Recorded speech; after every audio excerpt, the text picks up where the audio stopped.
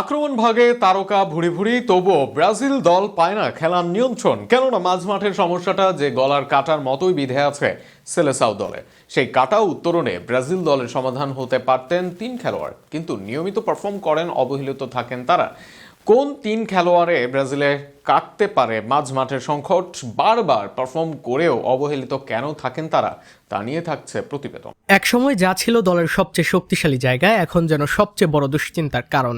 জিকো, Garrincha, কাকার মতো ফুটবলাররা ছিলেন ব্রাজিলের মাঝমাঠে।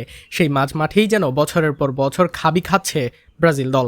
কার্লো আনচেলত্তিকে দিয়ে ভক্তরা করেছিলেন প্রত্যাশা, তবে তিনিও মাঝমাঠকে রাখছেন অবহেলার দৃষ্টিতেই। ডিফেন্স থেকে আক্রমণে বল ট্রানজিশন, ম্যাচের রিদম ধরে রাখা কিংবা প্রতিপক্ষের চাপ সামলানো, সব জায়গাতেই মাঝমাঠে ঘাটতি স্পষ্ট।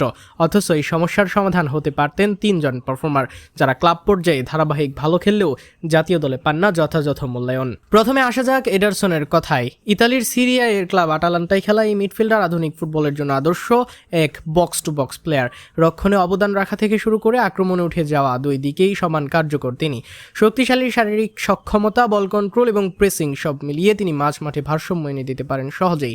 ব্রুনো বা ক্যাসিমেরো দুজনেরই হতে পারেন আদর্শ বিকল্প, কিন্তু ব্রাজিল দলে তার সুযোগ পাওয়া সীমিত। কোচের পরিকল্পনায় বারবার উপেক্ষিত হওয়ার মতো খেলোয়াড় জাতীয় দলের সংকট মেটানোর সুযোগই পাচ্ছেন না। তালিকার 2 নম্বরে থাকবেন গারসন, ব্রাজিলিয়ান লিগে ধারাবাহিক পারফর্ম করা এক নির্ভরযোগ্য মিডফিল্ডার। কোচ ডরিভাল ব্যর্থ হলেও তার সময় ধারাবাহিক ছিলেন ফ্লামেঙ্গোর এই মিডফিল্ডার। গারসন ব্রাজিল দলে দেখিয়েছেন কিভাবে ম্যাচের গতি নিয়ন্ত্রণ করতে হয়। তার পাসিং রেঞ্জ, খেলার বুদ্ধিমত্তা এবং পজিশনিং ব্রাজিলকে মাঝ মাঠে নতুন মাত্রা যোগ করতে পারে।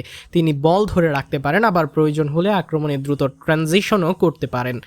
মাঝে রাশিয়ান লিগে গিয়ে আবারও ব্রাজিলের লিগে ফিরেছেন গারসন। এবার দেখা যাক তিনি আবারও ফিরতে পারেন কিনা জাতীয় দলে।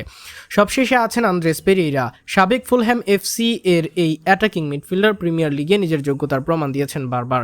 ক্রিয়েটিভিটি, সেট পিস দক্ষতা এবং আক্রমণ ভাগে সুযোগ তৈরি করার ক্ষমতা তাকে আলাদা করে তুলেছে।